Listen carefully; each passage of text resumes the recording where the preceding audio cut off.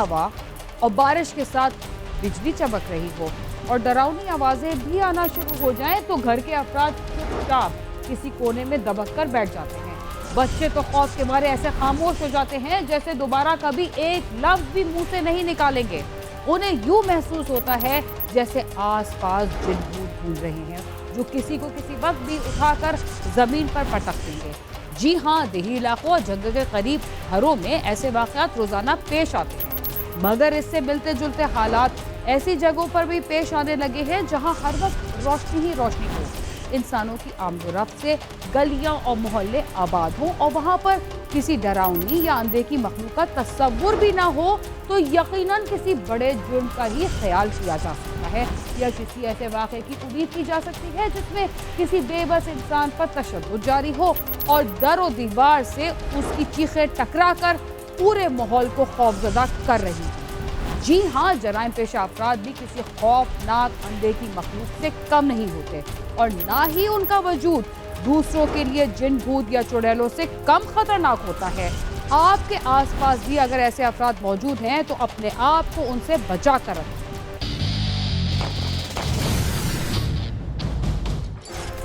मुल्क के जदीद शहरों और उसकी अहम आबादियों में बाज़ दफ़ा ऐसे वाक़यात पेश आते हैं जिन्हें सुनकर आम आदमी को अपने कानों पर यकीन करना मुश्किल हो जाता है। कराची के इलाके रनछोड़ लाइन में भी यही कुछ हुआ, जहां के एक फ्लैट से आने वाली चीखें, चिल्लाने की अजीब आवाज़ें लोगों के दिलों में डर पैदा कर रही थी।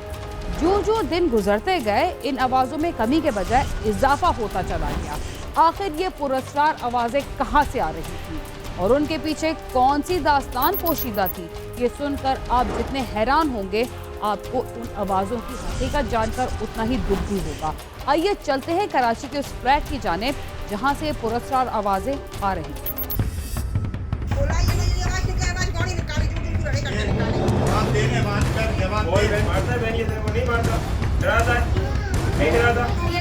बहन भाई के रिश्ते को दूसरे तमाम रिश्तों पर अहमियत हासिल होती है। अगर ये कहा जाए कि बहन भाई का रिश्ता सबसे खूबसूरत रिश्ता है तो गलत न होगा। बहन हमेशा खुद को अपने भाई के साथ महफूज समझती है, लेकिन ये भी एक हकीकत है कि दुनिया में हर शख्स की सोच दूसरे से मुख्तलिफ होती है। कोई अपने रिश्तों का मुहाफिज होता है तो कहीं अपने ही अपनों के दुश्मन बन जाते हैं। रनछोड़ लाइन के इलाके मारवाड़ी कॉलोनी में एक अजीबोगरीब वाकया पेश आया, जहां के एक फ्लैट में 2.5 साल से खातून को कैद करके रखा गया था।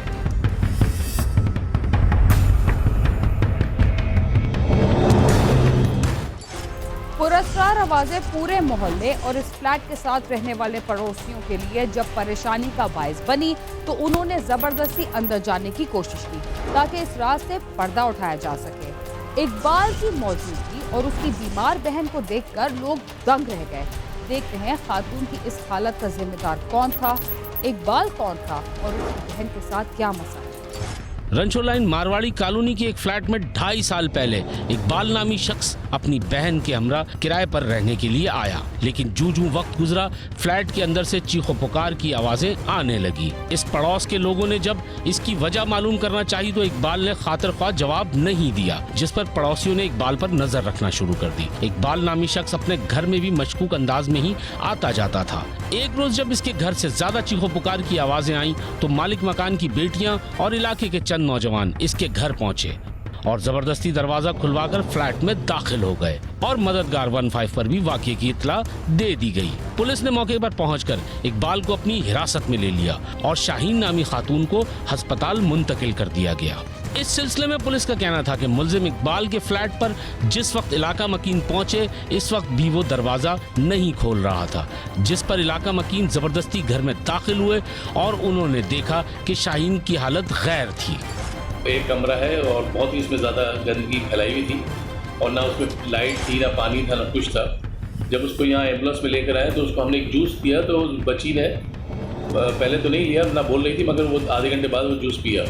उसके बाद फिर कुछ बोली कि मैं इसके साथ नहीं रहना चाहती, मुझे मार देगा। 2.5 साल पहले ये इस घर में शिफ्ट हुआ था। मारवाड़ी लैन में वो है बिल्डिंग है, उसमें इसने एक अपार्टमेंट किराए पे लिया था और एक कमरे का होता है घर। मोहल्ले वालों ने दे दिया था कि बहन भाई हैं।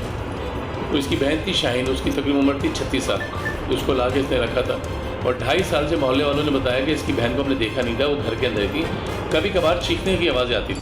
पुलिस का कहना था कि मुलजिम इकबाल 2.5 साल कबल अपनी बहन शाहीन के साथ मस्कूरा फ्लैट में रहने आया, लेकिन फ्लैट में शिफ्ट होने के बाद से इलाका मकीनों ने इसकी बहन को दोबारा नहीं देखा था। जिस हालत में शाहीन को बाजियाब करवाया गया है और जो कमरे की हालत थी, इससे अंदाजा होता है कि खातून को हब्स बेजा में रखा गया था और वो दिमागी तौर पर मफलूज हो चुकी थी। यहाँ तक कि वो कमजोरी के बायस चलने फिरने से भी कासिर थी। ताहम मेडिकल रिपोर्ट का इंतजार किया जा रहा है। ये लड़की सहमी भी बैठी थी कमरे के अंदर और इसने दरवाज़ा खोला था बड़ी मुश्किल से। मोहल्ले वाले की औरतों ने धक्का दिया, अंदर घुसी। फिर उस लड़की पे कपड़े वपड़े डाले, कपड़े नहीं थे उसके, कपड़े वपड़े डाले। उसके बाद कॉल की 15 हुई, 15 भी पहुँच गई, इतला थी थाने को, हम भी पहुँच गए। फिर उसको लेके आए, तो लड़की को रात को हमने फौरी तौर पर वहाँ सिविल भेजा ट्रीटमेंट के लिए। फिर उसका मेडिकल भी चल रहा है। फ्लैट से बाजियाब होने वाली खातून को अस्पताल मुंतकिल करने के बाद पुलिस ने इसके खानदान के दीगर अफराद से राब्ता किया तो शाहीन के कजन की बीवी अस्पताल पहुंची, जिसने बताया कि मुलजिम इकबाल ने तमाम खानदान वालों से कतई ताल्लुक कर रखा है। क्योंकि इन लोग ने हमारे से ताल्लुक ही नहीं रखा था ना, बिल्कुल। हम लोग बात करते थे, हमसे चले जाते थे दूर। मैं इसे टकरूँ न तो मैं से यूँ गली मुड़ के चले जाते थे। इस कहानी का मरकजी किरदार तो इकबाल नामी शख्स ही था, जिसने अपनी बहन को हब्से बेजा में रखा हुआ था। इकबाल की बहन न सिर्फ एक नेक खातून थी, बल्कि उसका किसी से मिलना जुलना भी नहीं था। आखिर इसकी क्या वजह थी और वो तन्हा रहने पर क्यों मजबूर थी? इस सिलसिले में फ्लैट के मालिक ने भी बहुत कुछ बताया और इसके अलावा भी इकबाल के बारे में बहुत सारी बातें सामने आई, लेकिन खुद इकबाल की बातों में काफ़ी तजाद पाया गया। आखिर क्यों? अपनी बहन को 2.5 साल तक कैद और हब्से बेजा में रखने वाले मुलजिम इकबाल का कहना था कि वालदा के इंतकाल के बाद सामने के इलाके से शिफ्ट होकर यहाँ आ गया था। चूँकि खानदान वालों से हमारी बातचीत बंद है, जिसकी वजह से वो मुझे दिमागी मरीज कहकर बदनाम कर रहे हैं। बीमार थी, फिर इसने चलना छोड़ दिया, समझे। वो लोग भी बोलते हैं पहले इसको लेकर के तो हमारे घर पर नहीं आओ। अब आप साहब जब बोलेंगे हमारे घर नहीं आओ तो फिर कौन जाएगा? आप बोले, फिर हमारे पे सब डालते हैं तो मत कहना, ये किसी से रखते नहीं है और हमें जो ना बदनाम रुस्वा करना चाहता। हमारी इज्जत की जो ना हमारी इज्जत खाक में मिला दी उसने, समझे। मेरा अगर ज़हनी तवाज़ुन सही नहीं होता तो मैं आपसे इस तरह बात क्यों करता? मैं आपसे मुलजिम इकबाल पहले ही मशकूक हरकतों के 22 सलाखों के पीछे था। इसके बयान में इस वक्त मजीद तजाद पैदा हुआ जब इससे पूछा गया कि इसकी बहन की हालत खराब कैसे हुई, वो अपनी बहन को घर से बाहर क्यों नहीं लेकर जाता था। जब तो चलती फिरती थी, इसके बाद जो है ना वो फिर यहाँ पर आया मैं इस वाले। हाँ चल सकती थी ना जब ऊपर। हाँ नहीं, घर से बाहर नहीं आती इस वक्त। यहाँ पर सही थी ना, फिर इसके बाद नहीं उतरी वो, क्योंकि जब जाते थे लोग वो करते थे, अब कहाँ जाते हो, क्यों जाते हो, ये वो, तो इसकी वजह से फिर उसने आना जाना ही छोड़ दी। इस तमाम तर सूरत हाल के बाद हम एक बार फिर मस्कूरा फ्लैट पर गए और फ्लैट के मालिक से पूछा कि उन्होंने जिस वक्त अपना फ्लैट इकबाल को किराए पर दिया था, इस वक्त इकबाल ने क्या बताया था और इसके बाद के क्या मामलात रहे। जिस पर फ्लैट के मालिक ने बताया कि इकबाल आज से 2.5 साल कबल मकान किराए पर लेने के लिए आया था और इसने कहा था कि वो अपनी बहन के साथ रहेगा। और जब दोनों भाई बहन यहाँ शिफ्ट हुए तो इस वक्त शाहीन का चेहरा नकाब से ढका हुआ था और वो अपने पैरों पर चल कर आई थी। वो अपना सामान वगैरह लेके आया, फिर बहन को आधी रात को 3 बजे लेके आया। एक बंदी ने देखी कि ये निकाब में थी और अपना पाँव से चल के आई थी। जब ये 2.5 साल पहले आई ना तो अच्छी। फ्लैट की मालिक बुजुर्ग खातून ने मजीद बताया कि इकबाल और उसकी बहन की रिहाइश के चंद दिन बाद ही फ्लैट से चीखो पुकार की आवाजें आने लगी। जब अतराफ के लोगों ने इकबाल से वजह पूछी तो इसने कहा कि मेरी बहन पर जादू के असरात हैं। ये बात सुनकर तमाम अफराद डर गए और इकबाल के फ्लैट से आने वाली आवाजों से तवज्जो हटाने लगे। लेकिन एक रोज जब बहुत ज्यादा चीखों की आवाजें आने लगी तो तमाम लोग फिर जमा हुए और इकबाल के फ्लैट पर पहुंचे और 15 मिनट तक दरवाजे पर दस्तक देते रहे, लेकिन इकबाल ने दरवाजा नहीं खोला। जिसके बाद जबरदस्ती सब लोग इसके घर में दाखिल हुए और देखा शाहीन डरी और सहमी एक तरफ बैठी हुई है। 15 मिनट दरवाजा बजाया है, 15 मिनट उसने खोला नहीं। उसके बाद दरवाजा खुला है, उसने चीख के बोला कि दरवाजा खोल, मैं तेरी बहन से मिलना चाहती हूँ, दरवाजा खोल।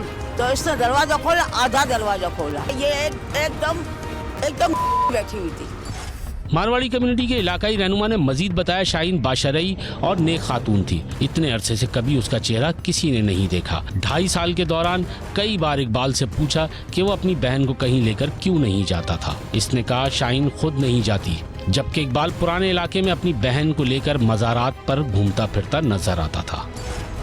15 पे भी कॉल की हमारे भाई एक जिब्रान, उसने तो उस मैटर में हम लोग गए साथ में, फिर थाने उनको ले गए। 15 में उनको गिरफ्तार किया, फिर SHO नदीम साहब ने उसकी गिरफ्तारी जाहिर की।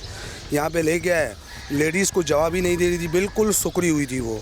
अपना खाना ना पीना 2.5-3 साल से तकरीबन ये कैद थी। हमारी औरतों ने, हमारे लड़कों ने घर में घुसने की काफ़ी कोशिश की, लेकिन इन लोगों ने घुसने नहीं दिया। ताल फिर ये हुआ कि मजबूरी लड़के घर में घुस गए। 2.5 साल तक अपनी बहन को हफ्से बेजा में रखने वाला मुल्जिम इकबाल इस वक्त तो पुलिस की तहवील में है, जबकि डॉक्टर्स ने MLO और रिपोर्ट में अभाम पैदा करते हुए शाहीन का CT स्कैन और DNA टेस्ट लिखकर दे दिया है। इन मेडिकल रिपोर्ट से चंद चीजों की वजाहत होती है, ये तो आने वाला वक्त बताएगा, लेकिन तमाम शवाहिद और बयानात इस बात पर इशारा कर रहे हैं कि मुल्जिम इकबाल ने अपनी बहन शाहीन पर जुल्म के पहाड़ तोड़े। कैमरामैन आबिद के साथ सैयद आतिफ अली, समा, कराची। बेबस लड़की पर तशद्दुद और चीखो पुकार का पता चलने के बाद पुलिस ने उसके भाई को गिरफ्तार तो कर लिया, मगर ना जाने ऐसी कितनी ही खवातीन होंगी जिन्हें अपने लालच और खुदगर्जी के लिए नफ्सियाती मरीज करार देकर उनके भाई और रिश्तेदार उनको अपने सर से उतारने की कोशिश करते होंगे। प्रोग्राम क्राइम सीन में वक्त हुआ एक मुख्तसर से वक्फे का, जिसके बाद हम दोबारा आपके साथ हैं। तब तक आप समा के साथ।